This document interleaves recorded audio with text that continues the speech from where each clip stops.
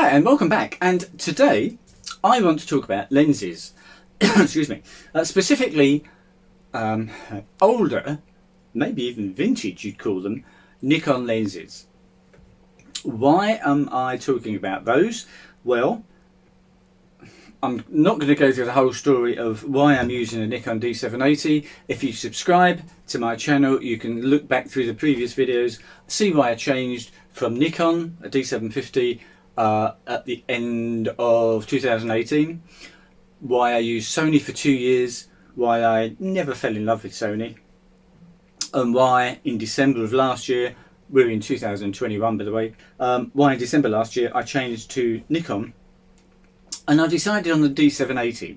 That's all told in previous videos, so I won't bore you with all that again. What I have done now is I've finalised my lineup of lenses that I'm going to be using for weddings when eventually we get around to doing weddings again, once lockdown is eased, and we can start doing some proper weddings again. I primarily use prime lenses at weddings. The main lens I use is a 50mm, and that is a Sigma 1.4 art lens. My second most used lens is then a toss up between the 85 1.4 D lens, the 35 f2 D lens, and they will cover, between those three, I will cover 90% of the shots I take in a wedding day.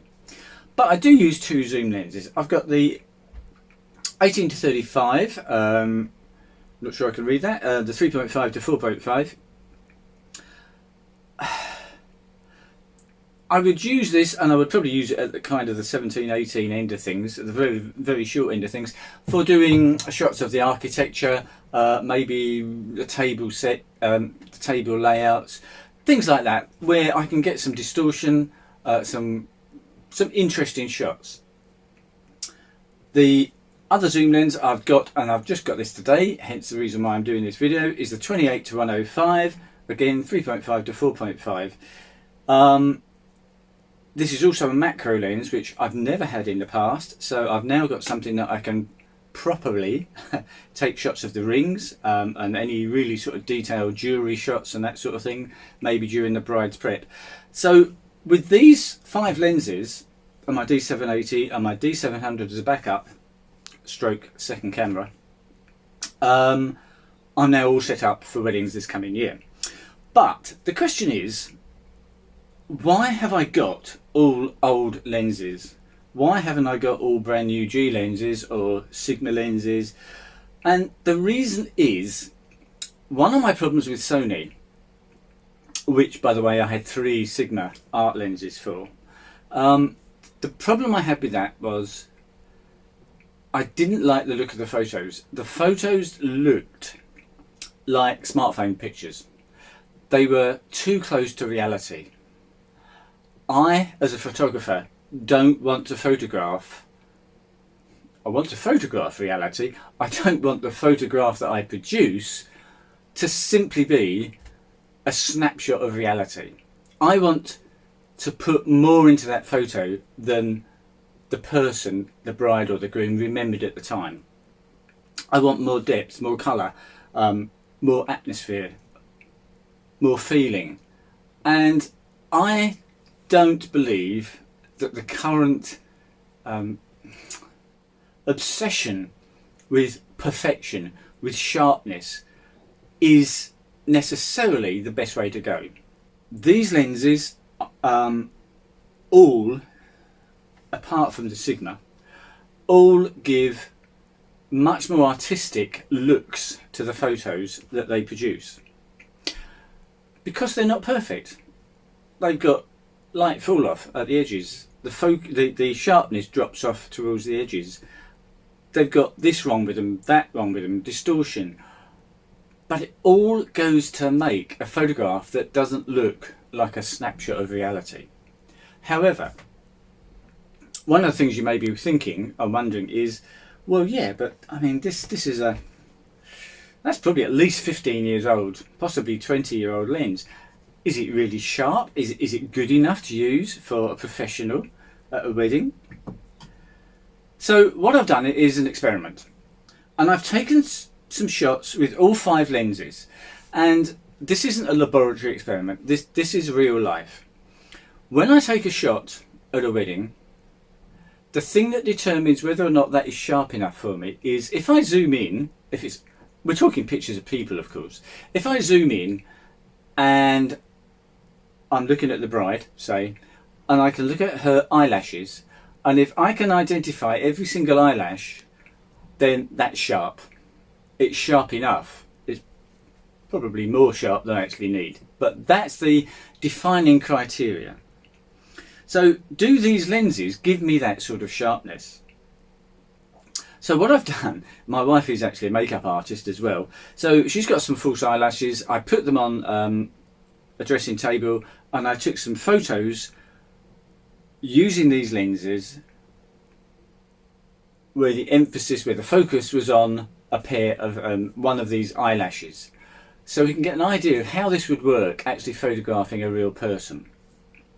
So we're going to nip into Lightroom and we're going to look at the photographs. We will zoom in and I will show you how sharp these antique, old, relatively cheap lenses are. I say relatively cheap. They're several £100 each, but they're not several £1,000 each.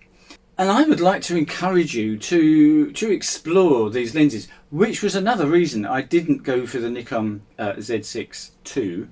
I wouldn't go for the Z6 because it's only got 1 card slot, which for me completely makes it completely unusable at weddings. But the Z6 II could have used that, but I couldn't use old lenses. I'd be stuck using Nikon G lenses if I use the adapter, or the S lenses, which fall into this problematic obsession with sharpness, I believe. So we're going to take some shots. You can see it here behind me. Here's the dressing table. There's the eyelashes. Let's pop into Lightroom and I will look at each of these lenses, and you can make your mind up whether these lenses would be a useful addition to your array of lenses. Let's take a look.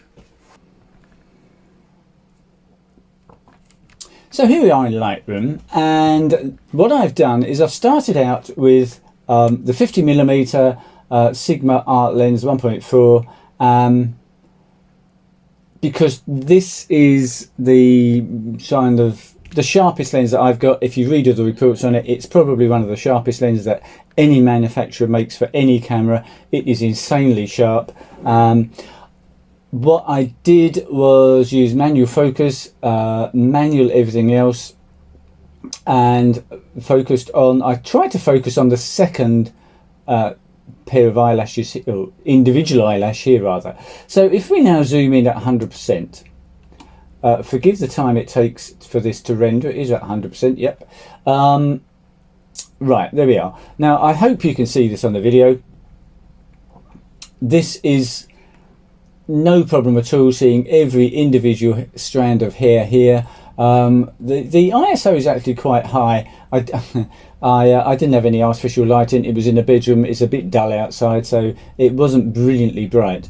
So that's what that looks like. Now you can imagine that eyelash on a person. The person's head is going to be kind of that sort of size. So this is going to be head and shoulders plus a bit more. You'd get a couple, you know, bride and groom in this shot. So it's a realistic shot of how sharp this would be. So that's the standard. My next shot is with the 85, and a bit of a problem here because I actually did the shot and realised that for some weird reason, I'll explain in a second, it had actually focused, I think, on something between this eyelash and this eyelash. It certainly wasn't focused properly on this one here, and even this one isn't focused properly on the second eyelash.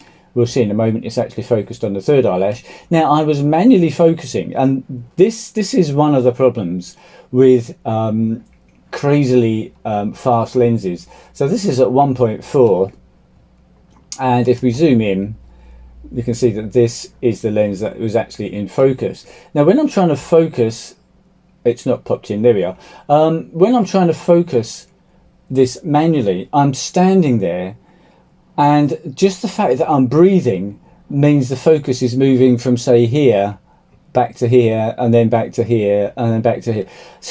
So actually keeping focus well enough to really do this test is a real challenge on the 85 1.4. The depth of field is so stupidly shallow.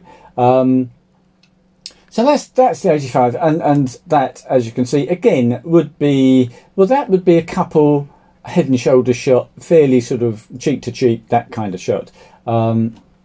We then look at the 35 f2, and this is not a lens that I read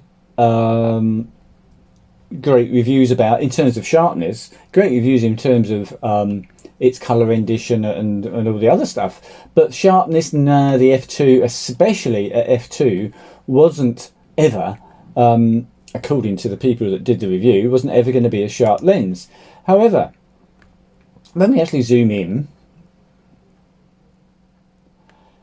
you can see that this is actually every bit as good as the 85 lens. And in fact, I'd go as far as to say that because at f2 we've got a bit more depth of field, and we've actually got, I think, probably a more pleasing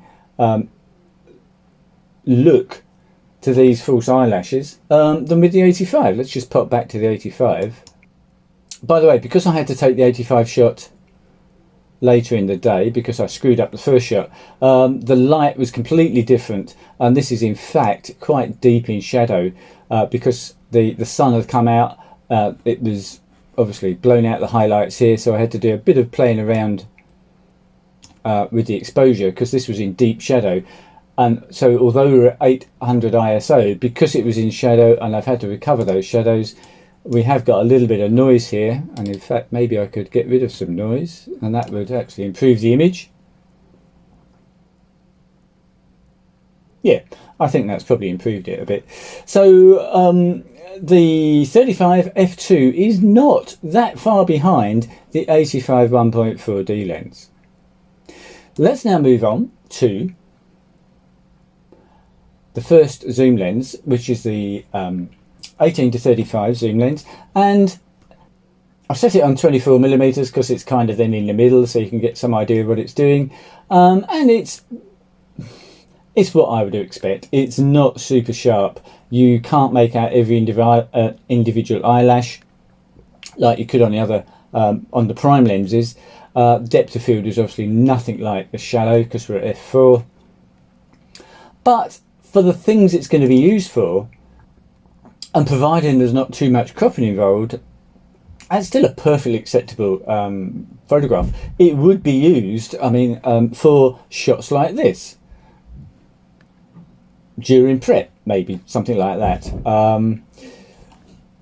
So it's good enough. It's good enough. We'll now go on to the lens that I've just got today, the 28 to 105 D lens. And this is shot at 85, so again we're somewhere in between 28 and 105, up towards the longer end, but still not at the extremes. And you can see the ISO now has gone way up to 5600. I think when I actually went to take the shots with the with this lens, it got really cloudy, and you see I've had to increase the noise reduction quite markedly there, and we're also zoomed in a lot closer than we were on the other lenses, but it's still, I think, pretty well okay. If we in fact zoom into maybe 50%, that's probably closer to what the other ones were zoomed into. Again, you can pretty well make out every eyelash. We're at 4.5, so we haven't got that shallow a depth of field. For me, that's still sharp enough, and that's fine. And on this lens, we've got the macro facility. Now, this isn't zoomed in. This is as it is. And, well, this, as I say, is a 20-year-old lens. We're shooting at 4.5, we're at 7000 ISO, so I've got quite a lot of noise reduction on here, which should soften the image. compared to what I would be doing at under 1000 ISO, which would be normally where I would expect to be. If I was at a wedding and had to shoot at 7200 ISO, I would be looking to do some artificial lighting to get that down. But even here, it's brilliantly sharp. I'm not going to bother to zoom in, it's obviously no point.